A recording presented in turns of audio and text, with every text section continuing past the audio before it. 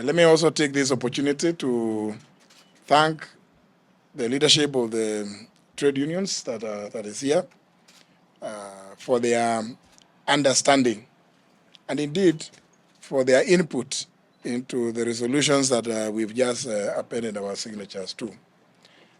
Because they say panaponia panagia.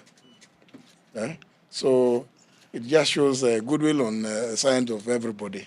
And I think it's our intention, as the Honorable Tom Ndege has said, on behalf of the unions.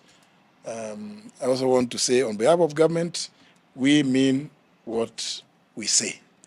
And we will work with everyone to ensure that everybody who is supposed to be governed is governed.